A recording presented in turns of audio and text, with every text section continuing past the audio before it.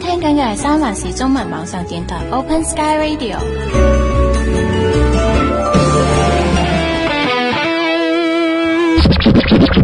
咪講時事。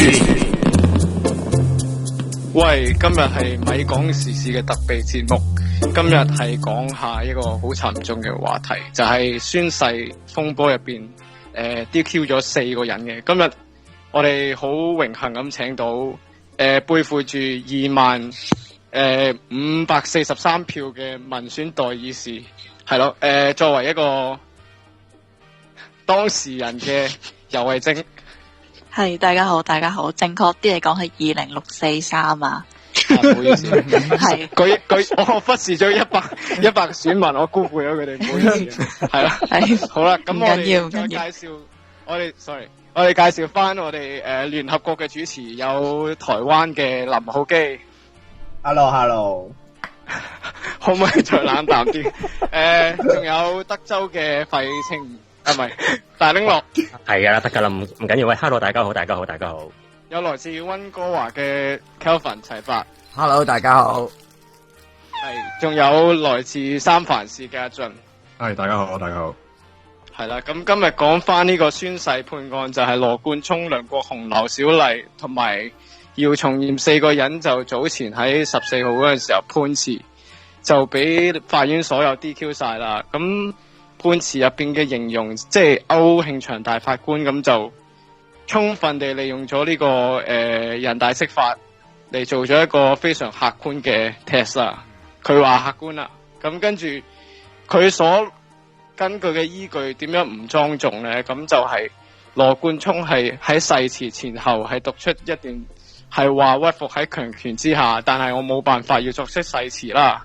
咁跟住佢就同埋喺中華人民共和國讀緊嘅時候，跟住佢個國字係唔同聲啦。咁梁國雄佢就係展示標語啦，好簡單，同埋舉起把傘啊，同埋講標，即係講口號。咁劉小麗咧就慢速地讀啦。咁事後佢在 Facebook 嘅時候，佢都係咁樣講，即係話無意去作出聲明嘅。咁另外姚松炎就相對應該溫和啦，佢都係講咗一段好細嘅我要真普選嘅方法。咁今日當然請到游蕙禎上嚟，梗係要問一問佢啦，費事係咯，因為好多人 mon 住我哋嘅今集係咯，文匯大公全部都 mon 住嘅，所以要問咗你先。好耐冇見佢哋啊！點樣好耐冇見佢哋？好耐冇見佢哋即係有啲 mon 住啊嗰啲咁樣嘅行動咯。即係其實佢哋最主要依家都係睇網上面嗰啲 post， 跟住寫新聞，開始網上化，好先進，呢一點令到好感動。即係而家係各行各路定係點？其實不嬲各行各路嘅，不過見到佢開始連網上面嗰啲嘢都攞嚟做新聞嘅時候，都覺得哇，開始跟上主流傳媒嘅步伐啦，佢哋咁樣咯。因為文匯大公嚟講咧，啲老人家中意睇啊嘛，咁老人家最陌生嘅世界就係網絡嘅世界啦，咁自然就係咁樣啦。好似係有大公定文匯係免費派嘅，係咪？唔記得咗。唔係咁講翻嗰日喺公民廣場示威嗰個情況，究竟係點樣咧？嗰日係其實係單純一個集會，咁大家喺上面講啲嘢啊咁樣。咁其實香港眾志又或者佢哋相關嘅一啲團體嘅人咧，係嗰陣時知道我喺度嘅，咁然後同佢哋傾咗陣偈，佢哋都有問我上唔上去講嘢。咁但係我自己就覺得，嗰一日係佢哋4個俾人 DQ， 應該俾多啲時間俾佢哋去講。咁所以，而且我如果要講嘅，我上年11月都講晒啦。咁所以就冇上去講，咁就淨係聽佢哋講嘢。跟住佢哋就係輪流發言完之後就散水咁樣咯。唔係咁，你今次對其實呢個判詞有啲咩睇法？即係其實你覺得判詞前後，譬如判詞前咁，你覺得會唔會 DQ 晒？咁判詞之後 DQ 晒啦，咁你覺得究竟感受係點樣？我自己原先估計咧，4個入邊應該會剩1個，即係佢其實勝算最大嗰個應該係長毛嘅。即係因為嗱，第一佢之前係有幾次都係咁樣啦，即係佢係打呢一類宣誓類型嘅官司已經係一個相當有經驗嘅人。第二就係佢係唯一一個被批法援嗰個嚟嘅。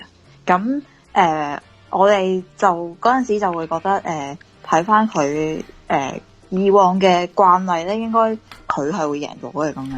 咁但係最尾出到嚟咧，4個都 DQ晒，呢樣嘢就我冇 expect 到嘅。咁睇翻佢哋嗰陣時打個方法就係我同梁頌恆上年10月尾11月頭打嘅時候，其實係好 stick on 嗰個 principle 去打，但係佢哋4個係跟翻 fact 去打啊嘛，即係話佢哋嗰個 fact 點樣係冇違反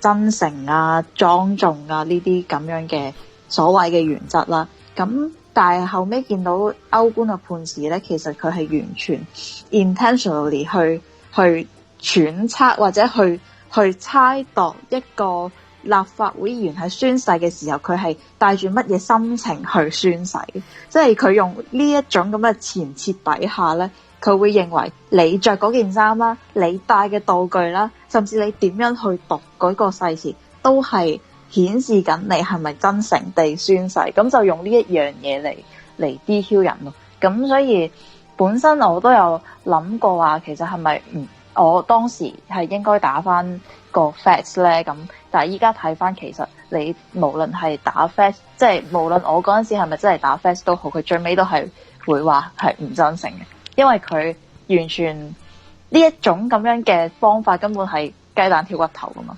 咁如果你係我想問一問，咁如果係咁，你覺唔覺得而家佢哋呢4個嘅立法會議員啦，佢哋用呢個方法嚟打嘅某程度係咪已經覺得即係已經係某程度覺得嗰個預設立場係冇得改變㗎啦？所以嘗試喺其他位置度睇下仲有冇得走盞，即係話我係真誠宣誓嘅，係啊，睇下有冇得走盞，但係政府都仍然唔俾佢過。咁你覺得佢哋係咪已經某程度覺得個遊戲已經冇辦法再玩呢？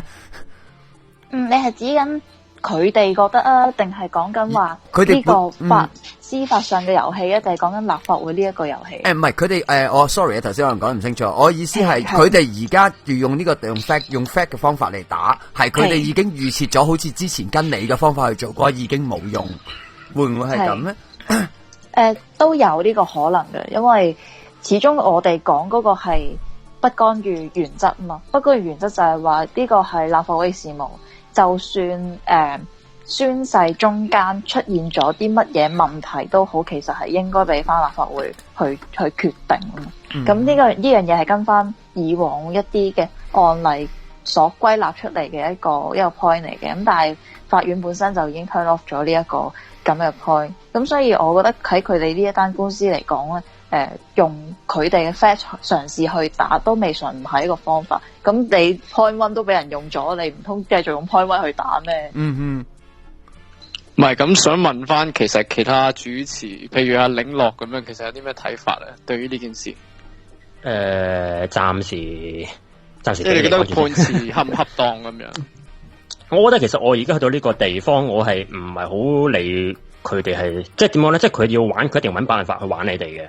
即係我就唔係睇呢一樣嘢，我係睇其實我哋係本土派或者係阿游議員㗎嘛。咁你係即係本土派，我係睇緊其實我哋其實我哋有啲咩可以做。即係如果喺即係喺政制上，佢一定會用唔同嘅法律或者用一啲體制上嘅嘢嚟搞你。咁我哋即係我覺得，即係我哋叫體制上嘅，盡量去叫做即係叫做同佢玩司法程序啦。咁其實除咗呢啲嘢之外，其實我哋仲有啲咩可以做咧？我係比較 concern 一樣嘢。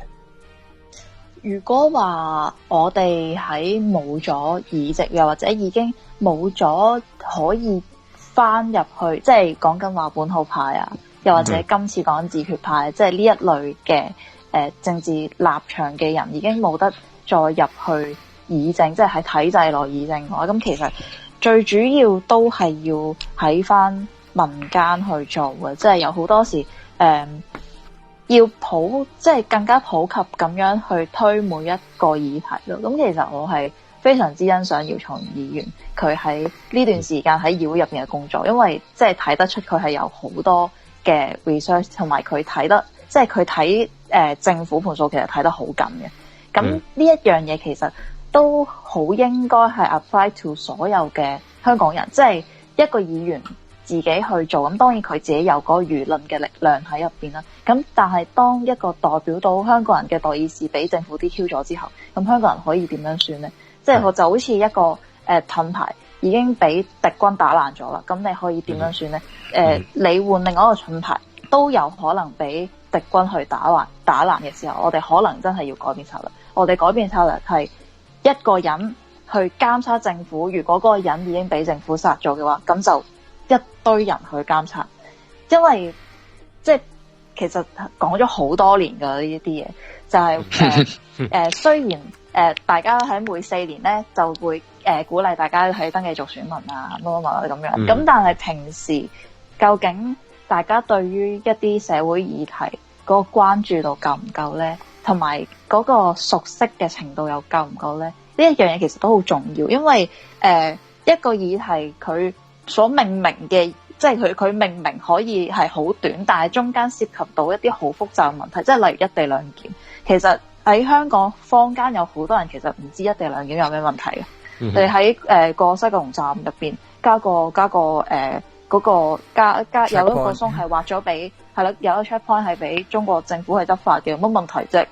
咁但係稍為知道呢個議題嗰個問題所在嘅時候，就會知道呢個涉及香港基本法，以至到即係其實係講緊個法律問題嚟噶嘛。咁但係好可惜嘅係香港人係好即係對於法律嚟講，佢哋係好敬畏，但係佢哋唔熟悉。咁所以好多時候喺呢一啲位上面咧，佢哋就已經 touch 唔到嗰個議題嗰個重心，反而就會慢慢覺得，我自己都唔識㗎啦，咁不如我俾其他人去做啦咁樣。咁所以長遠嚟講，其實係要改變呢一種咁嘅思維方法，先至可以做到我哋想要嗰個效果。咁問下其他嘅主持，譬如係林浩基咁，對於呢個判詞其實有啲咩嘢睇法咁樣？其實講真嗰句咧，我係到而家我都仲係唔係好明咧個法官寫過一堆嘢，究竟係咩意思？即係好奇怪一樣嘢咧，其實個法官係即係無論係 DQ2 定 DQ4 都好啦，佢嗰個判詞入邊都係咁樣有提佢客觀地認定，但其實法官係從來冇提出任何一個解釋，任何一個合理嘅理由，去到話俾人聽究竟點解佢可以客觀地認定一個國字讀得唔夠正個音，就叫做唔尊重中華人民共和國係一個主權國家咁樣咧？咁其實係呢個係已經變咗做係法官嘅自己嘅一個人治。係，其實我其實成件事可以俾我一個感覺，就係一個由法官開始領導嘅一個法治崩壞。咁唔知阿晶你有咩睇法咧？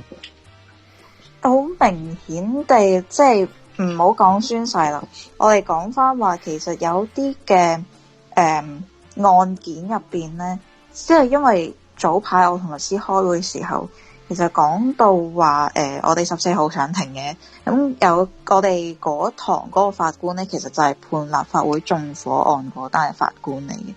咁我聽翻律師講嗰個 detail 就係話，嗰個法官係聽到證人話其實佢認錯人，佢縱火嗰個唔係依家坐緊監嗰個，而係其他人。依家坐緊監嗰個其實喺隔離喺度圍觀，其實佢冇參，即係佢唔係喐手去私拿實桶嗰個，但係最尾都係判咗佢入去坐。咁可想而知，其實嗰個崩壞嘅情況有幾嚴重，即係唔單止講緊係宣誓呢啲，其實即係好普通嘅呢啲咁樣嘅 case 都睇得出嘅。咁所以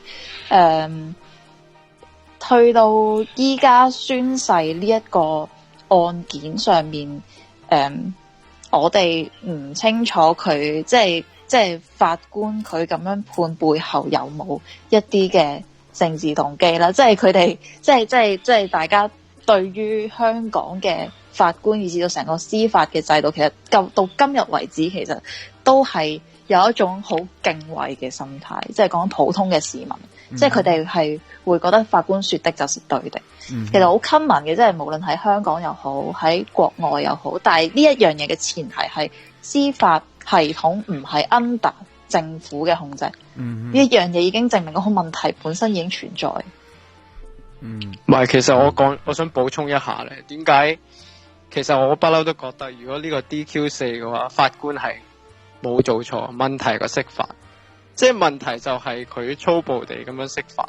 咁跟住佢跟法律原則嚟講，其實呢單嘢嗰4個議員所做嘅嘢，即係譬如我要講翻羅冠聰啦，咁佢除咗個國字之外，其實佢都話即係宣誓前後都會講咗一段就係唔屈服於政權之下啦。咁根據佢哋釋法嗰個內容，其實係冇錯，即係莊重地效忠中華人民共和國啊嘛。咁如果佢話唔會屈服喺呢個政權之下，咁冇嘢講嘅。咁同埋梁國雄啊，同埋劉小麗嗰啲啊，即係劉小麗還好，同埋姚松炎。咁梁國雄展示，譬如係嗰啲不合法政權啊，即係共匪邊忘，即係嗰啲咁嘅嘢啦。咁我係咯，咁其實法律上即係釋法之後，基本上係冇得講嘅。但係問題就係，究竟一個即係歐陸法，即係呢個大陸嘅法院咁樣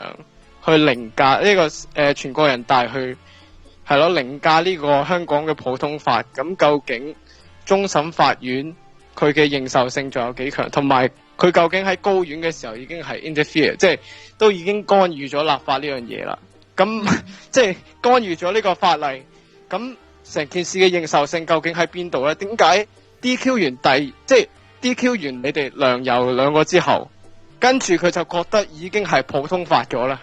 呢個就係最大嘅問題啊嘛！即係大家都唔記得咗，以為呢個 DQ4 啊就係跟住呢個法律原則去玩，咁人哋釋咗法啦。但係問題就係嗰個釋法嗰個問題仲未講啊嘛，係咪？大家都係唔記得咗呢樣嘢嘅，所以好荒謬嘅呢個社會。咁大家都係正常法啊，冇所謂啦，消化咗啦，啊釋咗法啦 ，OK， 呢樣嘢就已經係法律啦，所以冇錯啊，咁樣係咯，即係呢個走音添。呢個程序正義就咁樣俾人合理化咗，究竟一國兩制仲存唔存在咧？係咯，咁由一開始嘅時候，佢守尾門嘅意思係邊度咧？係咯，咁我都想講呢個法治精神已經講完啦，係咯，我冇乜補充。咁另外，我有嘢想補充，即係其實最主要問題就係按照憲政主義原則，即係憲政主義已經係憲法問題上面，其實係已經係目前全世界最主導嘅一個理論。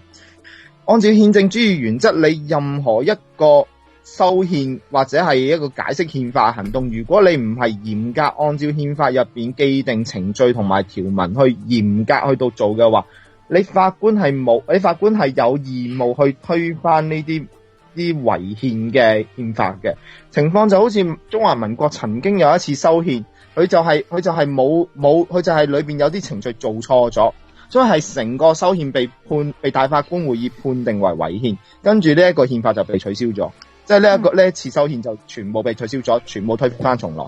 所以其實最大問題係我哋香港嘅法院完全冇一個意識喺度，就係究竟釋法呢一件事合唔合憲？佢哋行出嚟證物遊行嗰陣時候，黑衣遊行嗰陣時真係成個黑衣咁樣，哇，好係咁，哇，識衣服啦吓，係真係好，真係喺度係話，哇，呢個釋法係違憲噶，係乜乜物噶？喂，但係到你判嗰陣時候，你身體好誠實噶，你係完全唔敢越雷池一步，你係完全唔敢質疑一個違憲嘅釋法究竟應唔應該由法院去到執行噶。所以究竟係出賣緊法治嘅係邊個咧？係啊，呢個係我對香港法院最失望嘅一個地方。唔係，其實我都唔使講咁遠，你諗下呢個政權係咯，佢對即係條例食生菜嘅程度係有幾高？你睇下中英聯合聲明已經講咗啦，咁樣已經係冇得講噶啦，已經係歷史文件啦。咁香港嘅基本法係咪都係歷史文件咧？其實都冇分別噶，係咪先？可以咁講。即係基本上，你寫低咗啲條文，如果唔係有法律效力嘅話，唔係有約束力嘅話，咁你講咩都得噶啦，係咪啊？我哋唔需要你啦，我哋需要個皇帝咁就得咯。佢係咪先？其實想咁嘅。其實呢個亦都係。呢個亦都係個恐怖嘅地方，因為之前好坦白，我哋香港咁多年嘅司法制度，講真，點解大家好似頭先咁講話好信覺得法官好有權威，大眾嘅普羅市民亦都好信法治，因為我哋香港以前真係一個法治嘅社會，即係大家都會遵從法律嘅守則。但係呢一次嘅事件，你會發現，即係雖然而家已經話唔係三權分立啦，因為其實講真，法院因為三權分立之下，所以法院先至可以做到一個好中間，即係一個好中立嘅仲裁。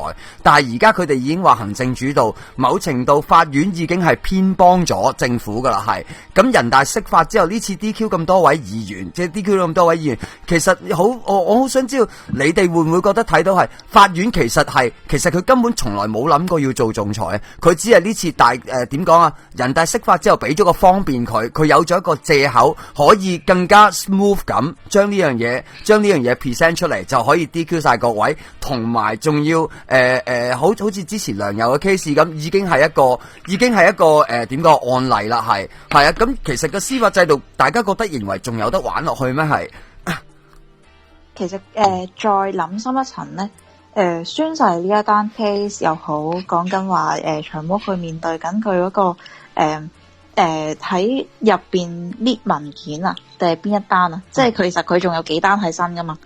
咁喺呢幾單 case 入邊可以睇到，其實成個司法系統係可以凌駕晒成個立法機關嘅。你唔好講咩三權合唔合作，你根本連立法會都食埋入去啦。即係佢咁樣嘅動作，其實實際上將一個民選嘅機構都納入司法制度嘅管轄之下，其實已經係即係嗰個權力已經失衡啦。其實呢個先至係最主要嘅問題。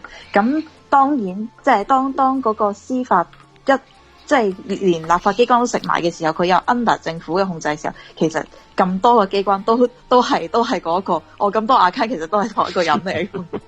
唔係，其實最大嘅問題就係、究竟行政長官係咪真係可以用個人身份走去司法覆核咁樣咧？咁因為如果佢用即係按照佢喺機場啦，係咯，我本人都唔代表我本人嗰啲咁嘅嘢，係咯。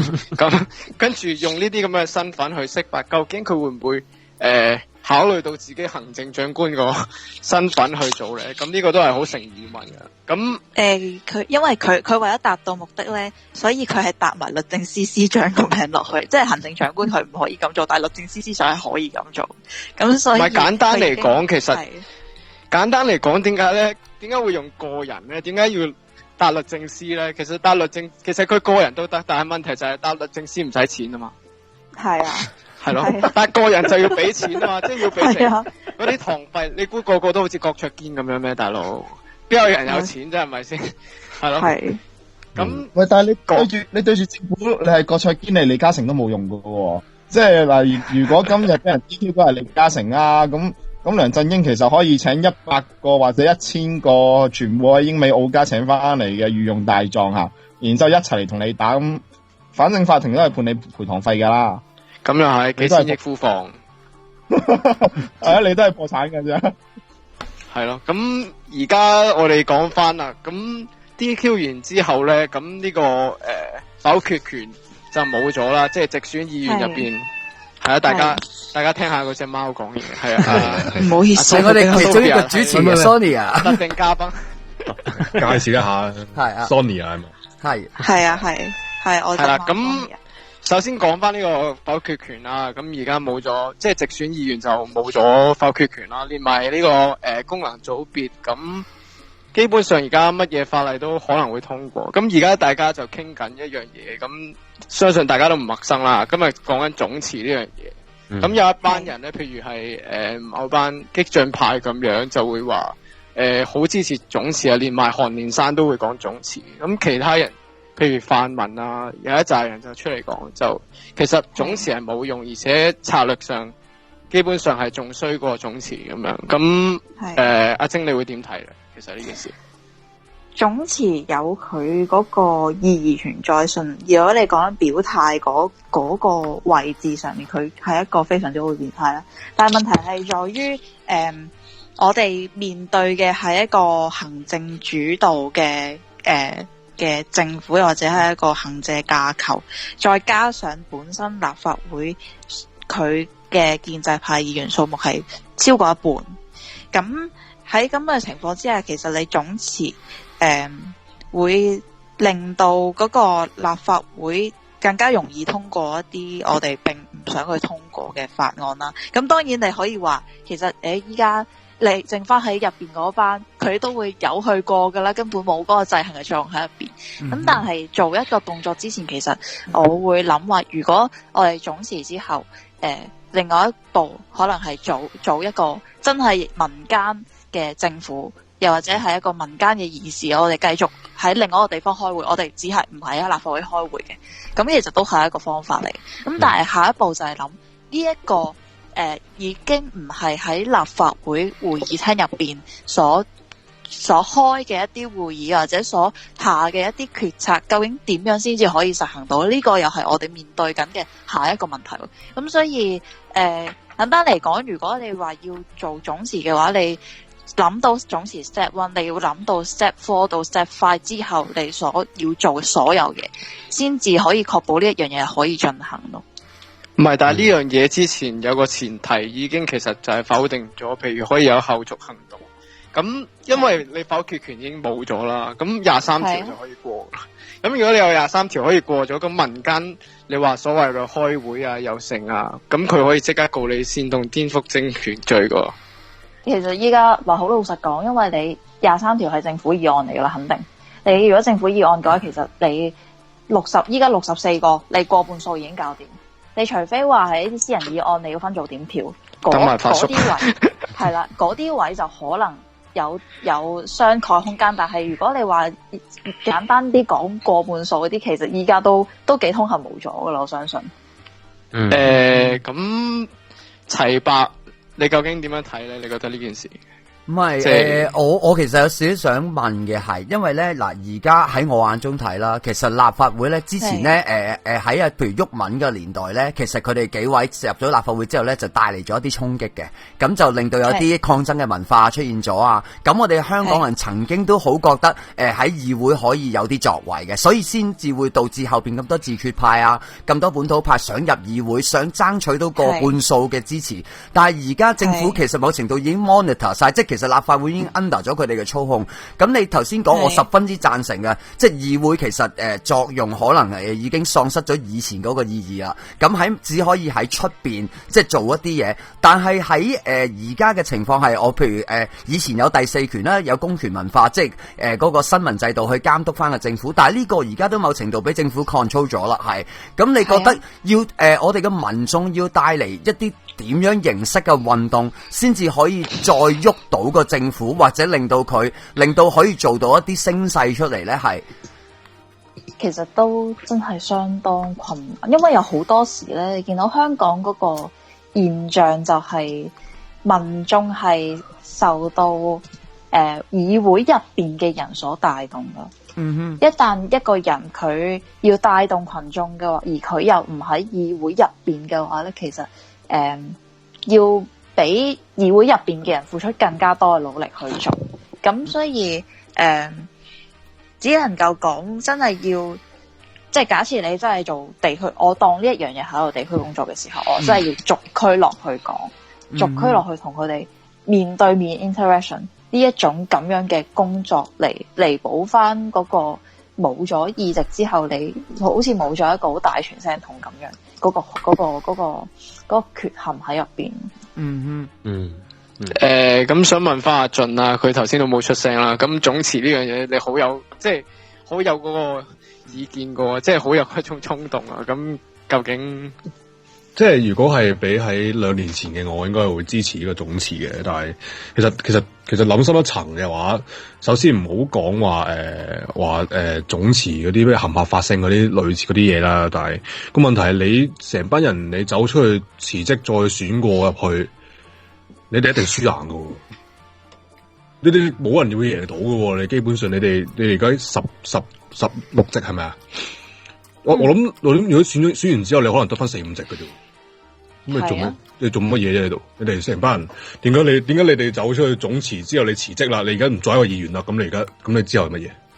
所以睇佢哋總辭之後，佢係想選翻入去啊，定係喺出邊又想做其他嘢？如果你喺出邊想做其他嘢，你總辭嚟緊嚟總辭，梗係想選翻入去噶。因為原因就係，喂，我選翻入去，即係證明呢班人，我班選民係支持我做一嘅嘢嘛。話緊你政府唔啱啊嘛。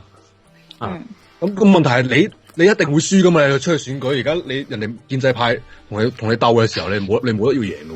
首先你唔好講話。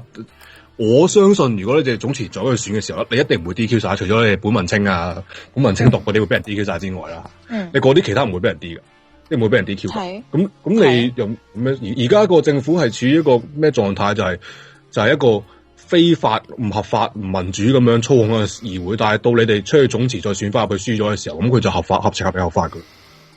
咁我想問翻阿 Hookie 啦，咁究竟？點解你會覺得呢件事上邊點解黃毓民會帶咗一個好差嘅頭？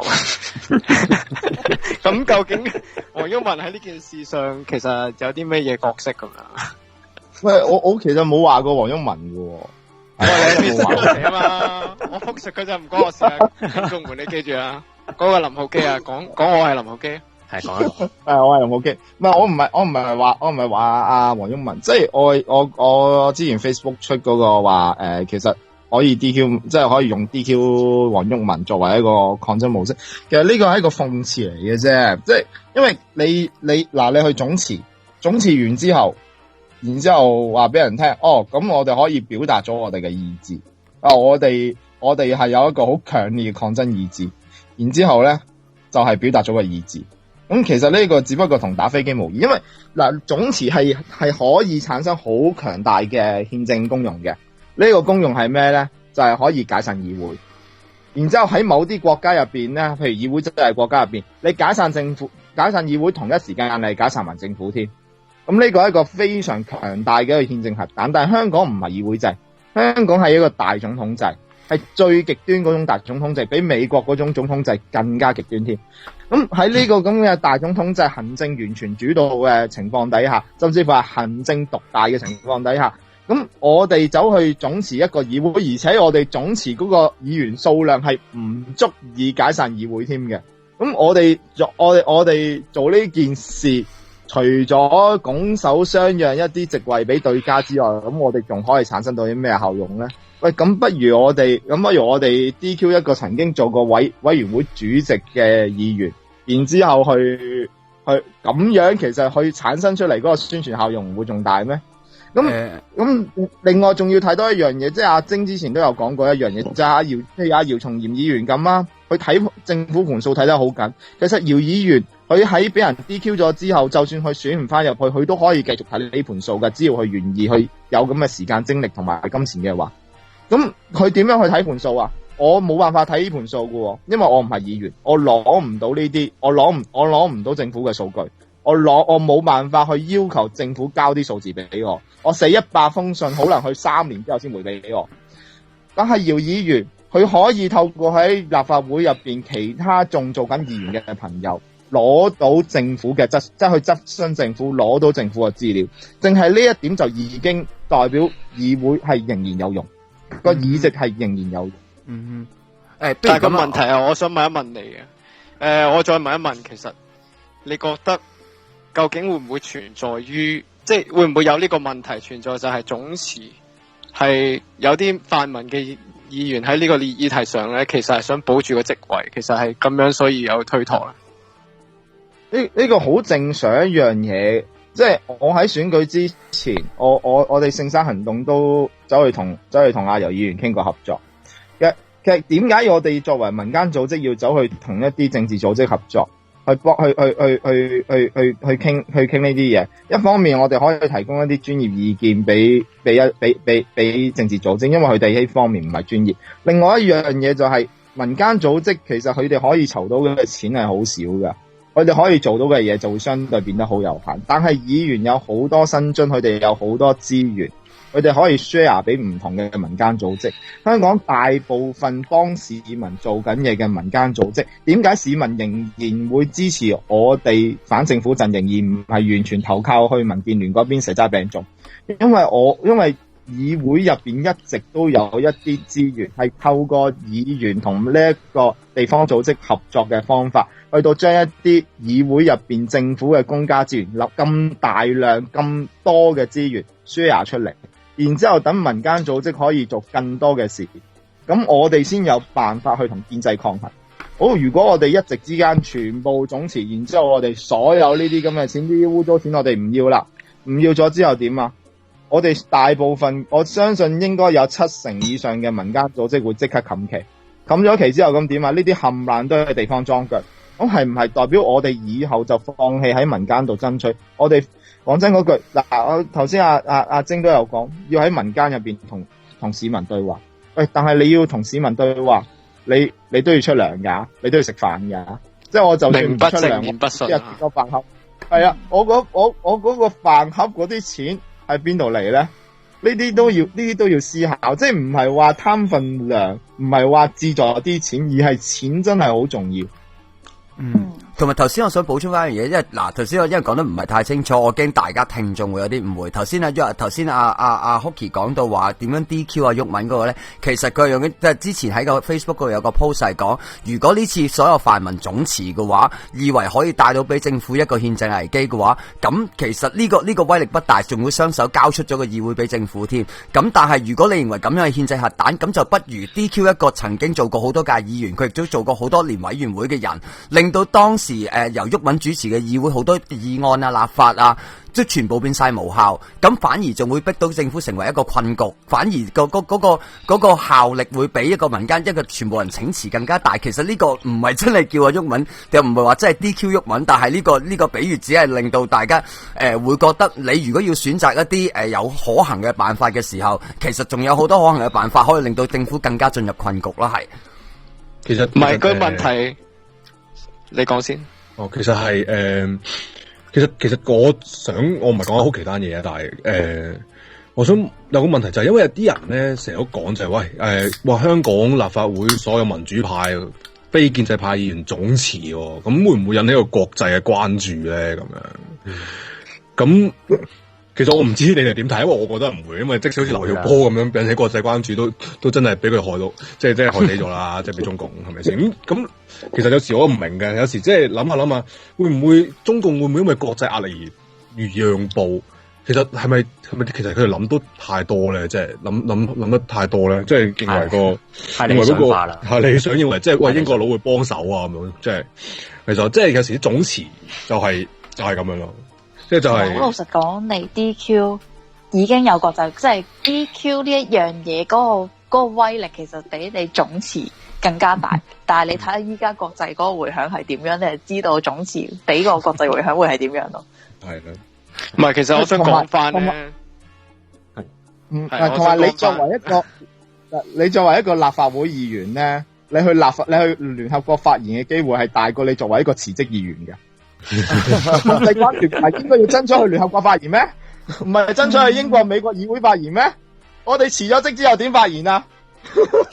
唔係，咁我想補充一下啦。咁而家好學術地，即係好客觀咁討論黃毓民講嘅總辭啦。咁究竟呢件事本質上同佢平時嘅主張有咩矛盾咧？咁其實佢講緊嘅就係全民制憲啊嘛，永續基本法啊嘛，以時間換取空間啊嘛。咁如果總辭咗，大家一鑊熟，係咪先？咁跟住，一鑊熟，你要用真一鑊熟噶啦。好啦，唔講。其實我想講咧，最大嘅問題係佢嗰陣時候5區總辭，究竟點解會成功？係點解？就係因為每個區淨係一個人去辭啊嘛。但問題就係而家你 DQ 咗6個，你另外再總辭，就會一個好大嘅普選啊。咁計翻比例代表制，佢唔係淨係投你嗰班選民先可以投啊嘛，問題就係佢係全部選民再投一次啊嘛。咁建制會搶到幾多席又係一個問題。咁最尾咁如果你選到啦，你係咪再辭一次啊？咁唔 make sense 噶嘛？呢個就係個問題啦。咁同埋個遊戲玩法已經唔同咗，同當年嘅五區總辭個龍門已經唔同咗，所以而家基本上佢哋總辭話再去提議一啲好似類似五區公投嘅運動，其實到而家今日呢一刻應該其實已經作用不大咯，係同埋仲會雙手奉獻咗好多資源俾咗建制派咯，係令到建制派更加容易幫政府去操控咗，連立法機關都操控埋。咁其實我覺得最大嘅問題。而家呢啲所有既定事實都已經成為定局啦。咁最大問題就係、究竟原則派同埋策略派喺呢件事上面，究竟有冇得點樣 negotiate 咧？究竟有冇得談判咧？咁其實游蕙禎，你覺得其實係邊一個係叫原則派，邊個叫策略派？其實策略派咪就係保住啲議席咯。Okay. 原則派咪即係要總辭咯。OK， 好。呢個係一個傳統香港社會上好大嘅矛盾啊嘛。係咪先？係啊。咁游蕙禎究竟覺得未來仲有冇合作嘅空間定係點樣咧？當然啦，理論上咧，原則派咧都可以好有策略地秉持佢嘅原則嘅。咁但係你講得喺總辭呢個問題上邊咧，其實好老實講，如果你話總辭係原則派堅持要做嘅事嘅話，我只能夠講呢一樣嘢真係純表態，因為你總唔總辭其實本身已經冇咗否決權啦，已經不存在，從來都沒有啊。咁你嘅策略派更加唔使講啦，你講咩保住咩啫？咁你依家喺入邊真係會搞抗爭有幾多個啫？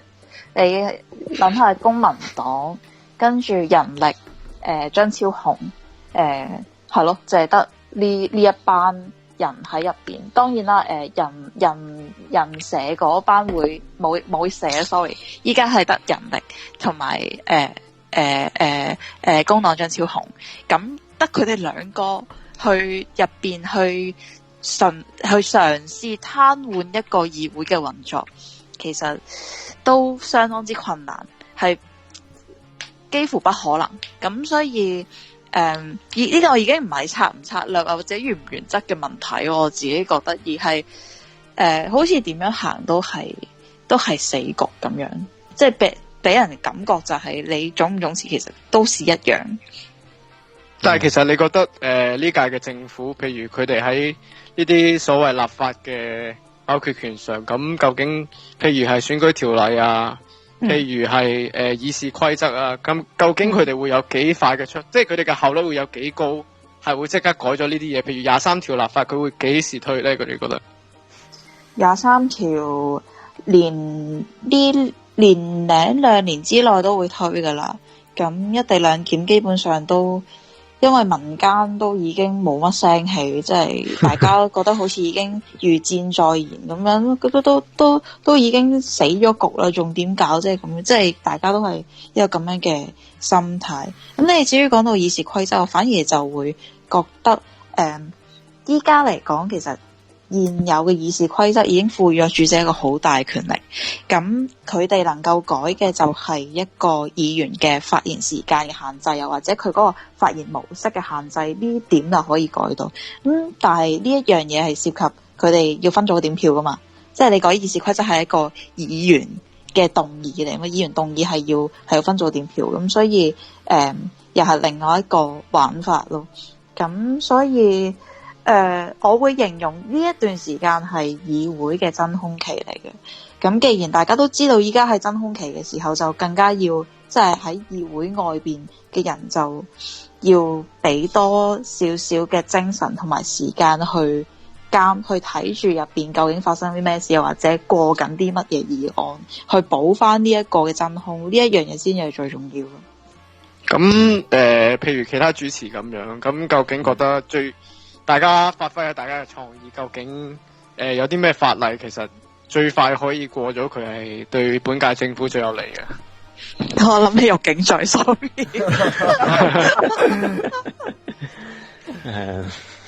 咁亦都事實喎，如果獄警罪佢過到嘅話，即係佢已經立到法嘅話，其實某程度就警察變咗成為一個強權嘅打手係更加方便嘅喎，係。就起碼淨係我哋再有咩抗爭啊、咩示威活動啊，已經我諗出嚟嘅人已經大部分都真係要死事先敢出嚟咯，係啊，完全即係佢係封晒所有嘅路啊！即係侮辱警罪嘅話，本身警察已經有一個嘅被賦予咗一個權力去拘捕人啦，又或者其實有相關嘅法例已經保障緊佢哋。但係如果你加埋侮辱警罪嘅話，基本上你喺條街度你啤佢一嘢，佢都可以踏你翻去。但係你唔需要講咁多，其實喺警車入邊打佢都唔知啊。係啊，係啊。其實基本上呢件事啊，阿俊其實即係有人影到啦，之前影到俾人警車俾人打啦，有個抗爭者。咁其實係好耐之前，好似都立法會都有個通過議案，就係有個 cam 影住個車嘅，但係因為啲警察就好反對，跟住好似而家都冇講到噶啦咁同埋如果到而家真係其實到而家就係得辱幾罪嘅話，你哋香港人嘅抗爭咪話個個都唔敢出嚟行咯。咁但係唔敢出嚟一回事。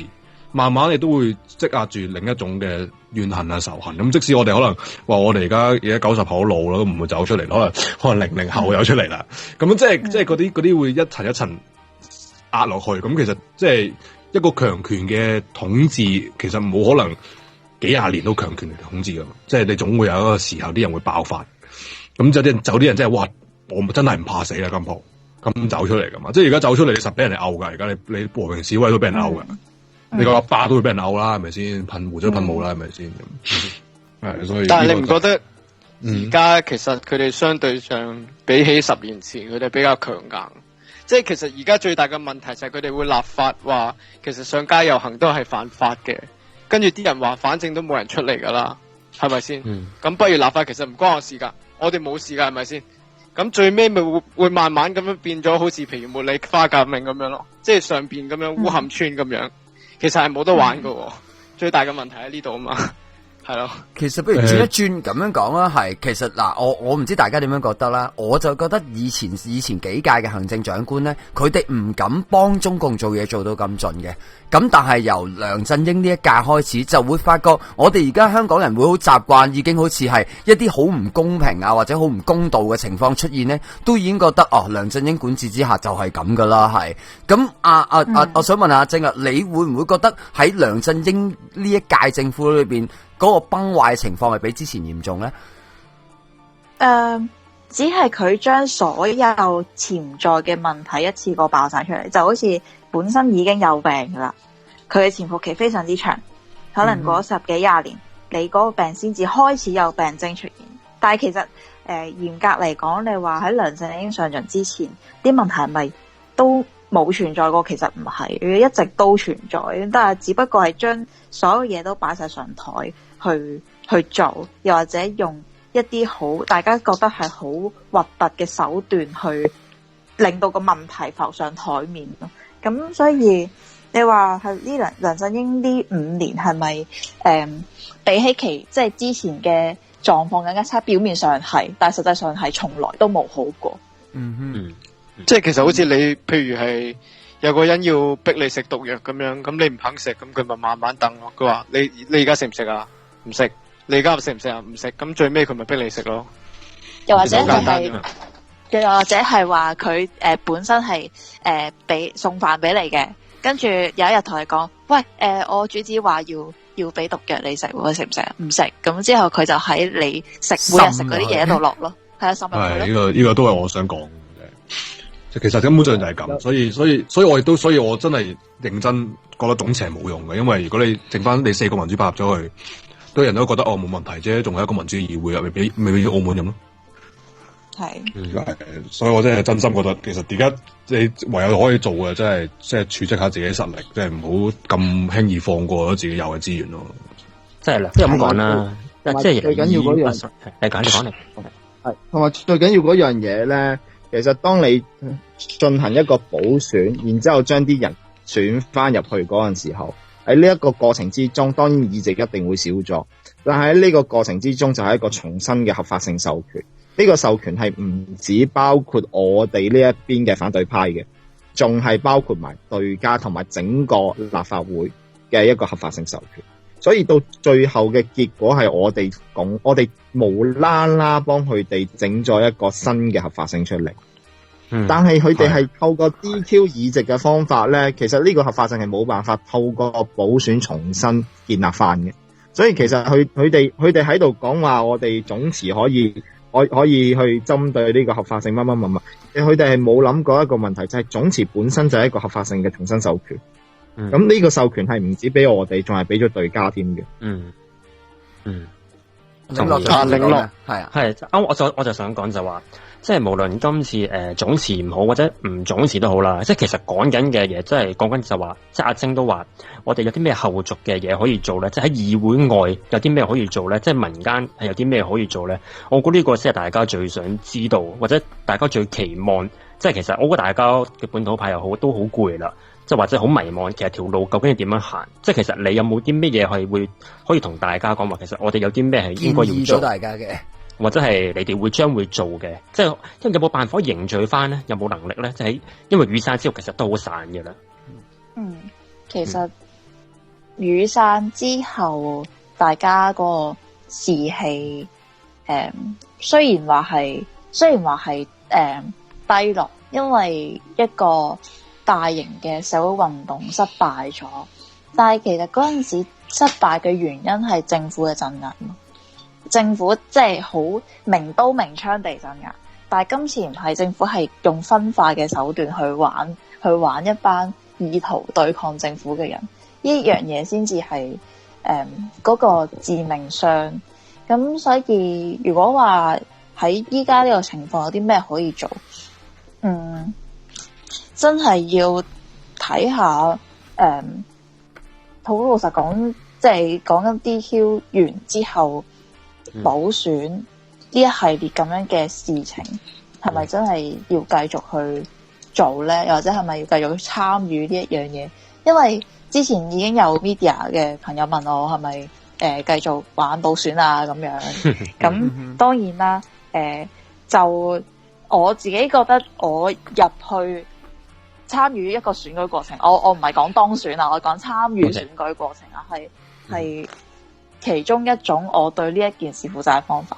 但係問題係，我都會諗到話，如果我翻入去補選嘅話，即係話我間接係認同咗政府咁樣去做，我認同咗政府係可以用宣誓呢一樣嘢 DQ 其他議員。其實呢個又係原則嘅問題，我係咪要為咗呢一樣嘢要繼續去分佢制度入邊呢一嚿嘢咧？咁樣咁所以香港嘅人可以做到啲乜嘢？唔單止係自己圍內，又或者自己香港人自己之間去對一啲唔同嘅政治議題有更加深刻嘅認識，仲要同其他國家嘅人講，因為唔係真係咁多國家係知道發生咩事，即係除咗英國、美國啊，或者近啲嘅台灣、日本，佢係比較追得比較貼之外，其實有好多其他嘅國家係唔知發生咩事，即係佢哋係唔會知道香港係有6個議員俾人 DQ 咗，喺佢哋嘅嗰個 concept 入邊，佢哋都唔會覺得一個民主社會嘅議員係應該咁樣俾人 DQ。咁所以中國內政中國內政啊，其他人可以說三道四。咁所以其實都係兩個方向，圍內點樣去加強呢一個民主啊，或者嗰個自決前嘅教育，你出邊就要高國際認同咯。不過講翻阿晶補選嗰度啦，咁其實我感覺上即係。我會想問下你咧，究竟其實因為補選，你覺得機會性有幾大？因為問題就係你而家可以修改呢個選舉條例，即係其實否決權可以即係冇咗可以修改選舉條例，即係譬如之前呢屆 DQ 組嘅議員係可以話冇合法性去做一個參選人，而且梁天琦咁樣俾人 DQ， 即係。未選都俾人 DQ 咗啦，話展示乜嘢咁，佢可以攞翻個法詞話 Hong Kong is not China 就已經係嗰樣嘢。同埋我想喺呢個問題之前問咗一樣嘢先 ，sorry， 因為接住後邊嗰個係有關嘅係。我想話嗱，而家已經4分5裂啦，所謂泛民主派，你覺得呢一次佢哋應唔應該重新整合翻團結翻大家嘅力量去整合去統籌呢一次去補選，令到可以有翻一份叫團結啲嘅力量去入議會呢？你知泛民？係唔好話泛民啦，係就算而家嘅自決派啊，因為其實而家某程度佢喺度分化緊各個方面嘅勢力啊嘛，係即係如果雖然係天方夜譚，係天方夜譚，根本我會覺得係冇可能合作噶啦。但係如果可以整合到，你覺得會唔會有咁嘅需要去統籌呢一次嘅補選呢？係我自己就覺得如果補選即係。如果你真係想好想要翻個議席嘅時候，其實係有必要去咁樣做嘅。咁當然啦，我哋實際面對下一個問題就係你做唔做到呢一樣嘢，同埋選咗即係經補選選咗一個嘅代議士入去之後，你期望呢個代議士係做啲乜嘢，幫你做到啲乜嘢，又係另外一個問題嘅。即係。講真，你參加補選嘅話，你有冇資格去選呢？嘅成個問題啦。係啊，呢個我都有。即係你有個資格，但係個政府會唔會俾你去選呢一個問題啊？咁講。咁當然會諗呢一個問題啦。咁自然有呢一個問題，就有解決嘅方法啊。即係唔一定係嗰幾個人嘅，係咪先？即係有好多 A、B、C、D 嘅 choice 噶嘛，係咪先？咁係咯，即係。到時再諗下係咪真係要參加，同埋具體點安排咯。依家暫時都係同律師開去打官司先咯。做掩護咯，即係譬如你高舉旗幟，跟住第二個人選咗入去咁樣咯。類似啦。唔係咁，我呢樣嘢我再想問下啦。究竟大家主持覺得林鄭喺呢件事會點樣做？因為佢好高舉旗幟咁樣話要同689唔同啊嘛，咁究竟佢會唔會延續佢即係佢個招式法覆核啦，定係佢揾其他人做啊？定係佢會唔理啦？即係民主派有佢哋喺度啦，反正否決權都冇咗啦。咁大家係點樣睇咧？其實呢件事，我覺得林鄭喺即係起碼喺呢1-2年之內咧，應該會先走一個溫和路線。因為當務之急咧，係要先搞掂幼稚園開始嘅國民教育。咁當佢搞掂咗呢一樣嘢之後咧，咁就變咗做之後好多呢啲咁嘅反抗派，佢哋由細到大已經俾人洗腦嘅話咧，就好似文革時代嗰啲紅衛兵咁。我哋唔好忘記一樣嘢，文化大革命係一種學生運動嚟。最初係由一班天真可愛，覺得真係由毛澤東出嚟掌握大權，然之後就可以解決好多社會問題。然之後佢哋就操到去呢個天安門廣場，要求毛澤東出嚟。其實文化大革命一開始係咁樣嘅，所以當你成個學生，即係成個年青群體俾人洗咗腦之後，我哋以後嘅學生運動就唔係反國教啊，唔係反呢樣反嗰樣，而係我哋嘅以後嘅學生運動就係要求文化大革命。呢個係再革命，好重要。係啊，所以國民教育應該將會成為呢個林鄭當務之急。咁佢要推國民教育，就要一個比較和諧啲嘅社會氣氛。咁梁振英推到咁高峰咯，佢只要唔再做嘢，就已經好和諧。其實呢個成個都係局嚟。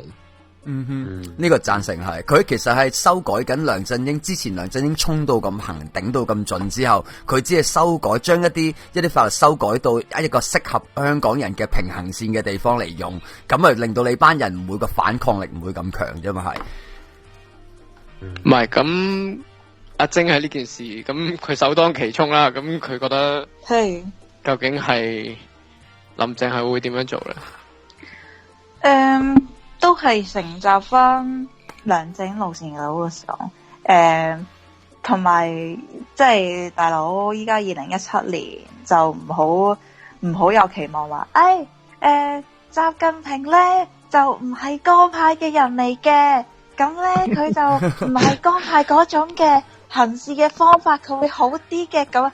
呢段要做3拜，呢個要做3拜，呢段要3拜嘅，好我嘅把聲大佬。係啊，我諗起劉偉晴，即係因為成20年佢嚟2047，佢 so call 2047啦，仲有30年，但係有好多嘢都慢慢喺呢20年入邊已經做咗，包括你喺文化上或者價值觀上面咧，其實已經好成功咁樣改造咗一代嘅香港人。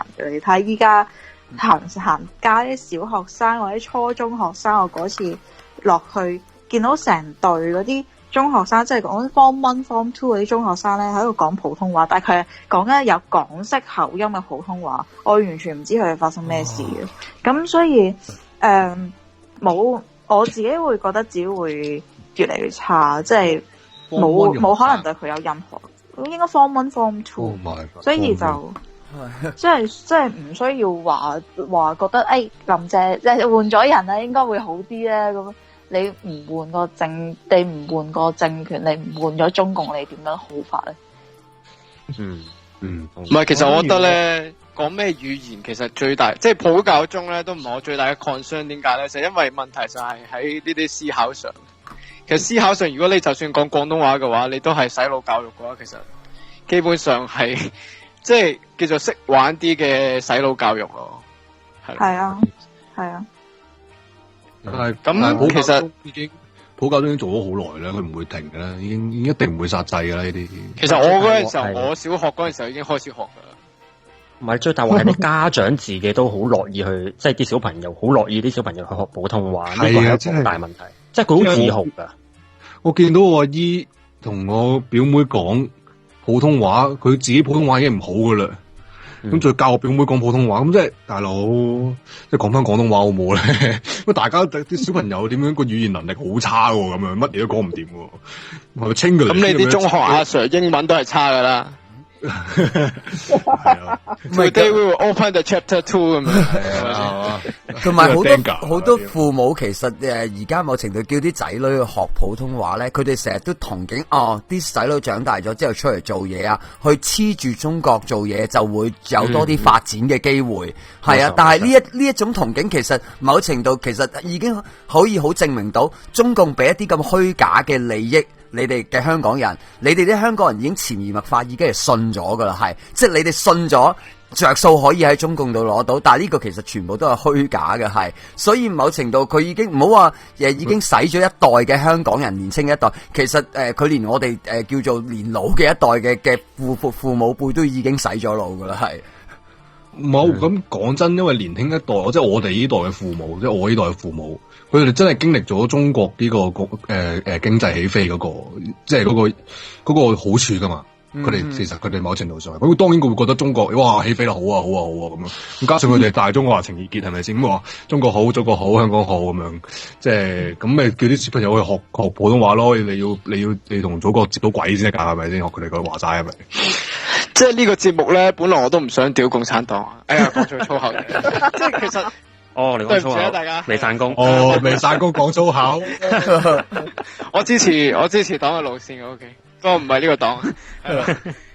其實我想講翻咧，最大嘅問題就係佢哋即係祖國經濟咧改革開放。其實講翻最新有一本書叫Perfect Dictatorship 啦，即係個外國人寫咁樣啦。咁佢講緊 Controlocracy，其實講緊呢個專制式極權最大嘅問題就係共產黨。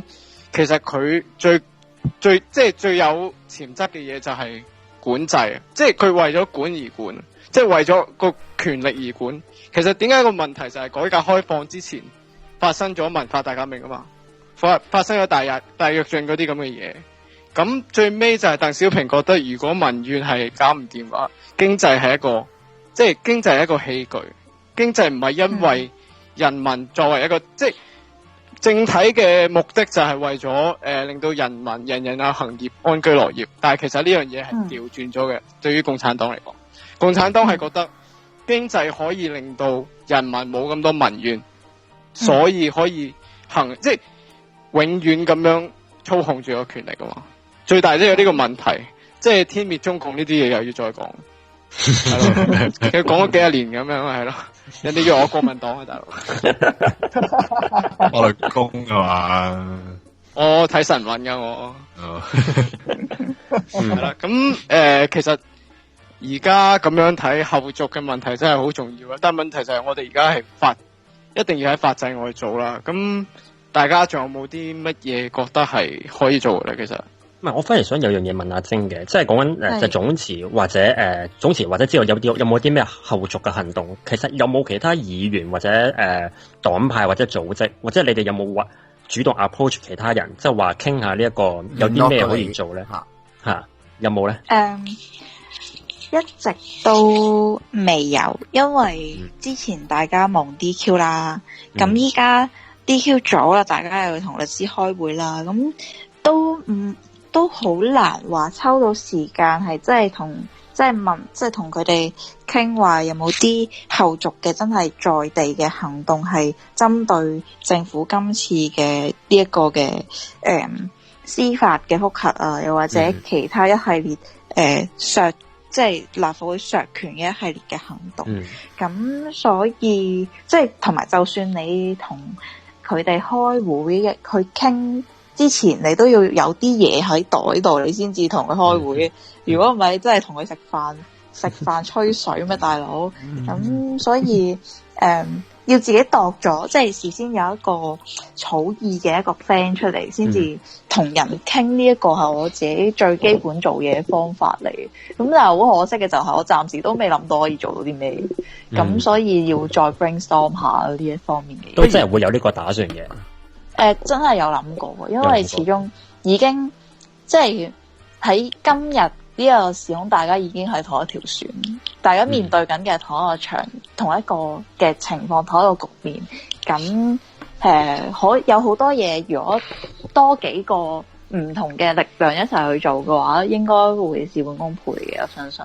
咁即係如果我咁樣問咧，即係如果係如果佢哋真係有即係呢班而家嘅泛民主派啦，或者自決派呢幾邊嘅勢力去統合、去統籌嘅話，去做補選嘅話，而去 approach 你嘅話，你係會有興趣 join 埋一齊嘅係？睇下佢哋嗰個方向啊，或者佢哋方法係點咯。即係一開頭你打招呼啊，傾下點樣去做啊，其實都 OK 嘅。即係我自己唔係抗拒話，完全話你哋根本唔應該係，你哋根本唔應該講補選啦。我就唔係咁樣嘅，即係我只係覺得要真係傾具體嘅嘢出嚟咯。因為唔好介意我咁問，因為頭先我其實係想表達到一個信息出嚟，就係俾佢哋知道，如果我哋即係阿游蕙禎，你如果佢哋係有一啲行動嘅話，其實你係樂意參加，即係只要有實際嘅方案而有可行嘅，係可以大家團結到一齊嘅係。其實實際上民主動力上個月好似上個月 send 個 email 就話想約我出嚟傾初選嘅。咁很遺憾地咧，我係唔記得咗有呢一個 email 存在，咁所以就 miss 咗咁樣。咁其實即係佢哋都有問過呢一方面嘅嘢，即係我覺得係可以傾嘅。咁其實大家仲有啲咩講初選啊？補選嘅初選啊！係喎，即係嗰個議席本來係你噶，嗰個議席本來你啊嘛，初乜鬼嘢選啫，即係成班濕鳩嚟嘅啫。唔緊要啊，真係去單純去傾下咯。我去傾下唔代表我即刻話，哎呀，我哋一齊嚟初選，唔係咁。千祈唔好啊，大佬。係咯，即係討論下先啦。傾嘅啫，係。唔係所有位都係關愛座嚟噶嘛？咁有個九西年青人啊，九西基，你講咩啊？可能冇機咩九西年青人啊？九西啊，嗰啲年青人。九西有好多年青人噶喎。係啊，要留個關愛座俾呢個200年華噶嘛，82歲啦。九西應該第二個嘅，係得 OK。八次方200年華。OK。喂，其實我覺得咧，與其係夾硬而家係揾啲嘢去做咧，不如就真係咩都唔好做住，即係休息一下先。即即係等，因為其實睇到咧上一次即係14號嗰一晚嘅遊行，即係已經唔係，即係講真嗰句，你哋 DQ2 俾人 DQ 嗰陣時，即係釋法嗰陣時嗰個集會個人數都仲多過今次由泛民總動員出嚟叫嘅一個集會。咁你其實可以見到一樣好明顯嘅嘢，就係民意已經被過度動員。即係以後即係呢段日子你做乜嘢，其實你都叫唔到人，即係無論係邊一派都係叫唔到人出嚟。咁既然係叫唔到人，不如休息一陣先咯。我反而嗱呢一樣嘢我有啲保留嘅，因為7月14夜晚咧，你要 call 人出嚟，其實太短時，我會覺得幾個鐘之內要 call 到大量嘅人出嚟係有難度嘅。咁所以即係如果你話反釋法佢係早1-2日嗰陣時已經吹人計，咁所以我又覺得當然啦，我都覺得民氣係要歇一歇先至可以再嚟過嘅。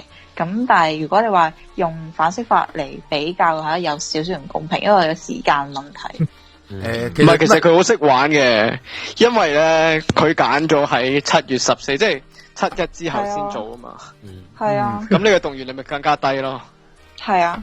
同埋香港人根本連揾食都揾唔到，係咪先？佢邊有時間去做啲咁嘅嘢？有少少想講啊，你譬如呢次你話反釋法，其實大家都知道而家香港嘅情況係過度動員啦，但係大家香港人都覺得呢一次 DQ 咗4位議員，雖然啦，你喺嗰個集會裏邊，你見到其實各個政黨係各懷鬼胎嘅，即係雖然已經大家講緊補選啊、成啊、好多其實潛在利益嘅問題，佢哋喺度倡議緊㗎啦，已經係咁，但係作為一個香港人啦，又會覺得如果我哋即係其實大家都作為香港人，其實都想唞一唞，唔想理，因為呢班人覺得神憎鬼厭，係喺度各懷鬼胎。但係如果乜嘢都唔做嘅話，又覺得唔可以容許呢件事咩都唔做，其實因為真係一個事件嚟噶嘛，係啊。咁阿晶，你覺得我哋作為香港人嘅喺呢件事上邊，我哋應唔應該即係總動員行出嚟呢？你係指？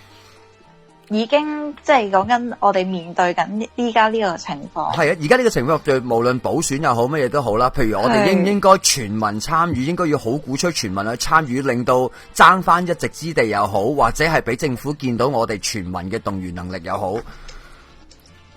要用非常多嘅力量，可能真係要比雨傘革命更加大規模，你先至有機會動搖到呢一個政權。好老實講，既然雨傘革命當時係失敗嘅時候，我哋點樣再去令到更加多嘅香港人可以為咗立法會被嚴重削權呢一樣嘢而企出嚟呢？就真係要揾一個方法去即係要揾一個方法去令到佢哋覺得行出嚟係有用。因為而家香港好多人，譬如就會覺得你會覺得其實應該歇一歇，定應該走出嚟呢？係作為香港人啦，唔好講翻一個議員嘅身份啦，係。香港人嘅話，我自己覺得就係真係要諗一諗下一步係點樣去做。動員可以用一啲好簡單嘅文宣叫啲人出嚟，但係我哋見到七一遊行啊，又或者定期有一啲嘅社會嘅運動啊，或者呢啲活動，其實越嚟越少人參加，大家都會諗究竟點樣做先至係一個有效嘅抗爭。咁既然未有一個好確實嘅路線，又或者一個好詳盡嘅計劃之前，其實真係不妨可以去停一停，然後再討論下重整翻成個策略，點樣去對應政府，以至到去對成個中共，其實係都係應該要咁樣做嘅。應該進入個思考期啊，係。喂，其實香港人到呢個地步咧，真係歇一歇，同埋即係到我哋呢代，譬如好似阿 Nathan， 即係林浩基唔講啦，可能冇咩機會。即係到我哋呢代，可能會生仔嘅，係嘛？即係講真，即係即係個意思，你生女啫，放心，唔好唔敏感。即係生仔生女乜都好啦，劉無基都未必有機會㗎啦。咁即係到我哋呢一代咧，到我哋呢代其實我哋要記得就係唔好好似重蹈翻我哋啲父母嘅錯誤，就係我哋為咗迎合個社會而放棄咗某一啲嘅諗法，或者某一啲嘅我哋嘅語言啊，我哋嘅傳統啊咁樣。咁而係將我哋所知道嘅嘢教俾我哋下一代，咁係我覺得唯有做呢啲嘢嘅啫。而家嚟講都係長時期嘅鬥爭嚟嘅，你冇可能話突然之間我推翻共產黨跟住香港獨立咁樣，你唔係話大佬小說咩係咪先？即係立。你講。佢話我自己覺得就係話，我哋見到呢半年至到呢幾年以嚟嘅政府係不斷地出招，我哋。一路即係從一個香港人嘅角度去睇，我哋好似每一次都好被動咁樣去接佢嘅招啊！但係我哋根本冇時間去諗，我哋有咩招可以對到佢。呢個人哋受薪喎，係啊，受薪我哋業餘喎，係啊，咁人哋都 plan 好晒之後嗰幾年，或者甚至有10幾20年嘅計劃，啲深港同城嗰啲已經開始做緊呢一樣嘢，但係我哋仲喺度，即係我哋嗰個 stage 仲係喺話點樣去對抗政府嘅惡法咁樣嘅情況咧，其實真係好難。係我唔可以話係唔可以話同唔同層次，因為大家擁有嘅資源或者大家所擁有可以去用嘅嘢都唔同，但係。其實同捉棋一樣，即係佢已經諗好咗，第6步係要點樣行，我哋仲諗緊第1步。佢係 AlphaGo 咁所以係啊，咁所以咪要佢已經都要諗之後咯，係啊，佢幫你，喂，根本佢就嗰盤棋，佢就係嗰盤棋，你哋扮捉啫嘛喺度，大佬佢都知道晒點搞噶啦，仲要啲規矩係佢定嘅，佢定嘅隨時改例嘅啲規矩，隨時改噶。唔係咁呢件事，我又想問翻阿 Hookie 啦。咁你覺得2047嘅大限，咁究竟仲存唔存在咧？喺呢件事嘅觀點上，其實講真嗰句根本就冇所謂2047問題。即係正如中共講，佢係講出一個事實，就係的確中英聯合聲明係一份歷史文件，因為根本從來中國政府亦好，英國政府亦好，根本就冇諗過要切實執行中英聯合聲明。因為一個條約，佢裏邊係冇爭端嘅解決方法嘅。當年佢哋簽嗰陣時，佢哋本一個咩心態啊？簽完咪算咯，搞掂嘅，大家做場戲咯。冇人諗過呢個中英聯合聲明係會出問題，然之後係要解決問題。全世界冇一條條約係咁寫嘅，所以其實俾人出賣喺80年代，我哋就已經俾人出賣咗。所以香港，其實喺某程度上面嚟講，我哋係真係嗰句歌啦吓，被世界遺棄嗰隻啦吓。所以我其實真係，與其繼續係夾硬嚟嘅話，不如真係停一停，休息停，唔係代表我哋係消極喺度等，然後我哋可以喺更加細緻嘅部分，民生啊、社區啊入邊做更多嘅嘢，然之後去將我哋嘅一啲理念去到滲透入去呢啲咁嘅地方，出嚟大聲疾呼當然就好型啦，但係目標太大啊嘛，打游擊嘅話佢哋捉你唔，亦都入你唔到，咁空間反而會大咗啲添。唔係，其實最大嘅問題就係基本上呢次就其實對於本土派嚟講係一次好沉痛嘅教訓啊。咁但係問題就係咁，我起碼我哋可以試到個底線喺邊度啊？係咪？一樣嘢，我想問埋阿正啊，一樣嘢比較針對你個人嘅，即係若果翻去2016年，你有機會重新再宣誓多一次做立法會議員，你會唔會用同一個方法去宣誓？當然先，你會用另外一個方法會入議會咧？宣誓嘅方法從來唔係重點嚟嘅，重點係政府要搞你，佢就會搞你噶啦。但你會唔會用嗰個方法咧？用唔用嗰個方法？如果個方法我之前用咗，我梗係唔會再用同一個方法。唔係，即係時光倒流啦。我當時光倒流啦。即係你知會有今日嘅咁嘅情況，你會點咧？即係換言之，你有冇後悔到咧？嗱，好簡單講，我係冇後悔過嘅。咁亦都係嗱 ，imagination， 我去翻嗰個時空，係冇人知道之後會有一咁大楷嘢出到嚟嘅。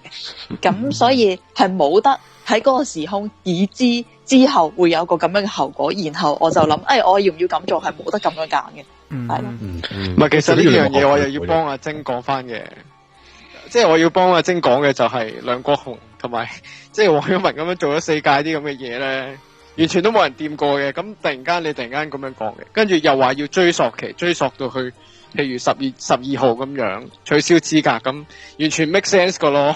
其實冇諗過會觸發到咁，冇諗過會係咁嚴重，同埋冇諗過佢哋會用一個咁樣搬龍門嘅方法嚟 DQ 你哋咯，係，所以其實都某程度係好無辜嘅，係。都係睇翻前人點樣宣誓，我哋就跟嘅啫，呢啲嘢係咪先？係啦。大家仲有冇啲咩特別問阿晶咁樣？我 OK 噶啦，即係林浩基係咪阿晶有冇嘢想問我哋啊？唔係，你問下。我都冇乜嘅咯。或者阿晶有冇啲乜嘢想借呢度講？我真係好想問一個問題啊，晶，究竟林浩基係咪清正嘅軍師？唔係 ，sorry，唔係，唔係啊，唔係佢係青頭仔，鐵一般嘅事實。係我哋青頭嘅軍師，青頭軍師。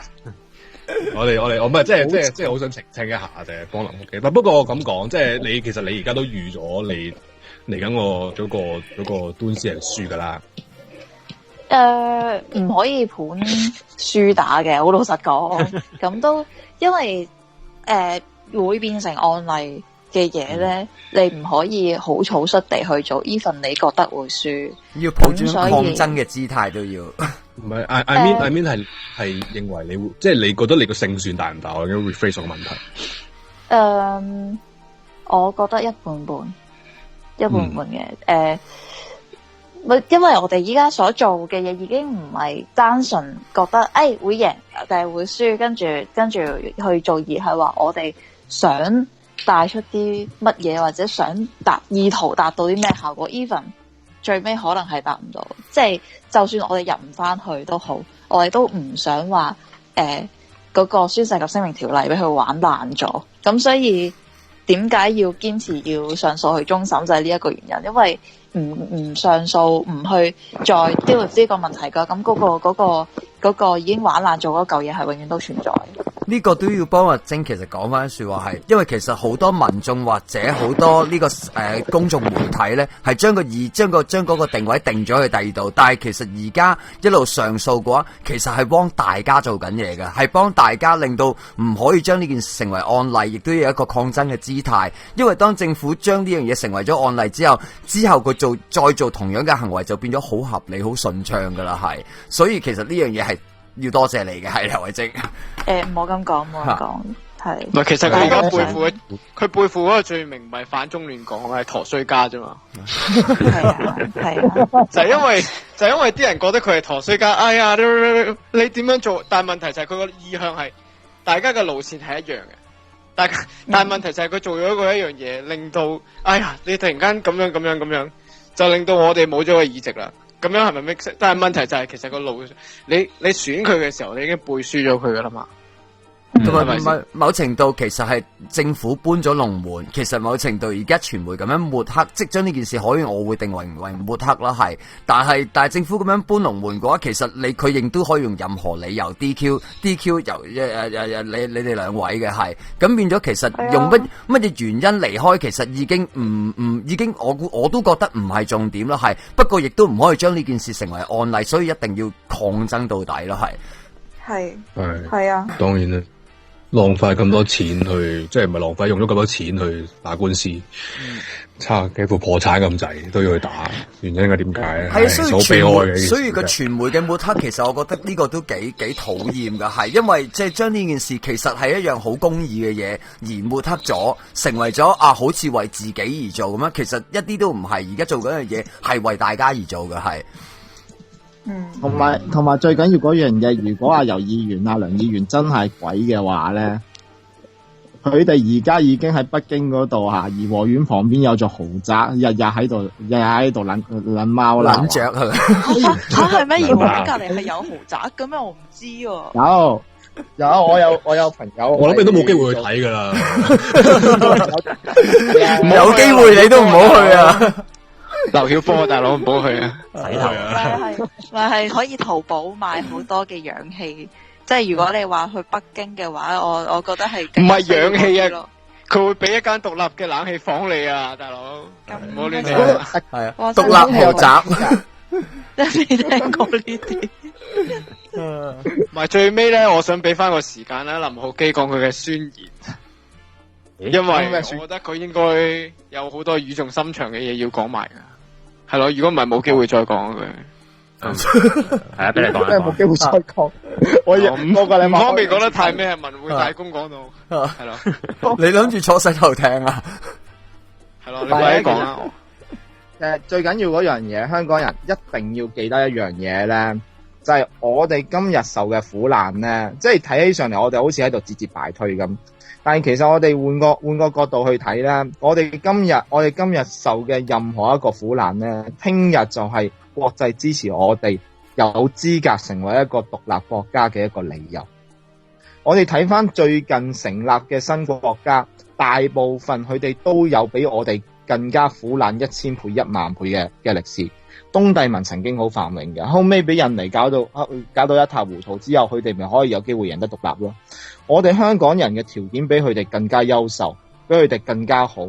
我哋受嘅國際關注更加多，所以我哋只要喺度等一個時機，等中共佢真係冇咁強盛嘅時候，等國際唔使咁怕中共嘅時候，等國際重新組成一個聯盟，真係要對中共做啲嘢嘅時候，咁喺呢一刻，只要我哋能夠一直守住落去，守住我哋剩翻嘅少少嘢落去，一絲一毫咁樣保存，我哋今時今日所受嘅每一個委屈，每一個羞辱，將來就係國際間認為我哋香港應該要得到獨立呢個獎賞嘅一個理由。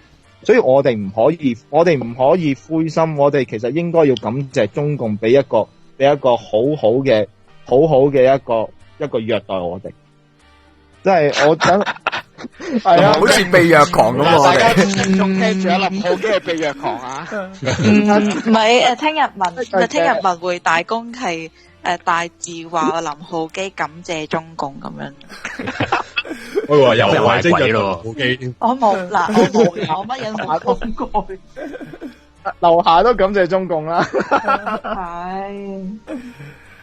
係咯。咁今日都差唔多啦。咁其實內心不做香港人呢樣嘢咧，其實大家都唔需要講，因為內心可能冇咗香港都未定啊。如果林浩基個 alternative 係錯嘅話，係咯。咁今日就係咁多，好榮幸請到阿晶咁上嚟啦。咁都好多謝佢哋，感謝。喺我哋一個咁 informal 嘅節目上邊講咁多文匯大公會想聽嘅嘢，係咪先？嗱，記住俾 like 俾 share 啊！嗱，真係噶，就好咗下次我哋唔揾人。益者三友，真係喂大佬，喂你冇 like 冇 share 呢個監聽啊，係咪先？唔得噶嘛！難得我哋有把女聲啊嘛，大佬，咪就係。可以，你哋可以用一啲變聲嘅戲，令到成個節目變成女聲。OK， 我哋諗到，即係點啊？即係就交俾 Hookie 啦，就交俾 Hookie 做啦呢啲。定係3個女人密密針？我哋一向都有變聲嘅，不過我哋通常都係變真唱文啫。喂，冇得嬲啊！我唔緊要啊。本人緊唔緊要咋？冇所謂，大佬。好啦，今日係咁多啦，唔講啦。咁好啦，再一次多謝游蕙禎啦，多謝晒，感謝，拜拜。拜拜，拜拜。